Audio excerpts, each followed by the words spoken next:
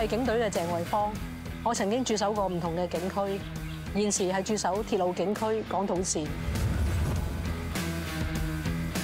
我希望我嘅工作可以幫助到大眾市民，而當市民有需要嘅時候，亦都知道我哋警隊一定會幫到佢。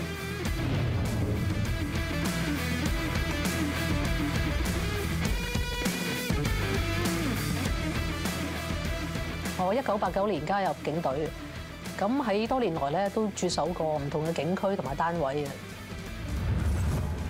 至於點解我會加入警隊咧？因為警隊咧佢具有佢嘅獨特挑戰性啦，而且崗位亦都好多元化，亦都可以兼顧到維持治安嘅使命，而且我亦都可以透過呢份工作咧去服務社會。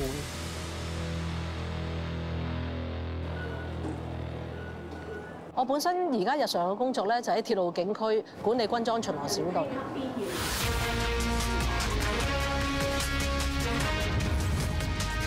我哋會喺啲車站裏邊執行高風險嘅巡邏。喺大型嘅日子節日期間咧，我哋會配合路面嘅同事管理一啲人群嘅管理工作。咁啊，盡量方便到市民大眾啦。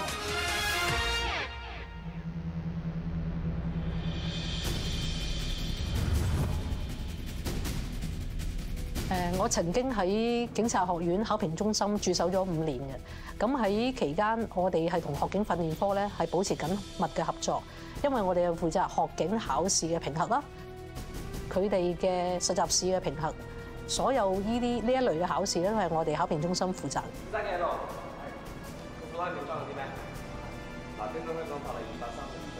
而當中我亦都要負責一啲試題嘅編寫啦、試卷嘅編列啦嘅工作，而另一方面，我哋考評中心咧，亦都係負責我哋在職同事嘅公開試，例如係晉升考試同埋刑事偵緝嘅考試。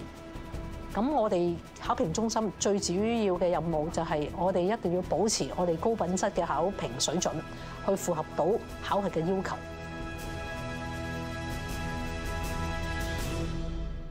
而而家學警訓練科咧係推行咗思維模式嘅發展訓練，佢哋呢個嶄新嘅課程目的咧係希望能夠以實習嘅方式去訓練學員啦，培養出佢嘅主動性，希望佢哋能夠以務實嘅態度去面對佢嘅工作。畢咗業出去之後咧，亦都可以應付到前線嘅要求。過翻去先，過翻去。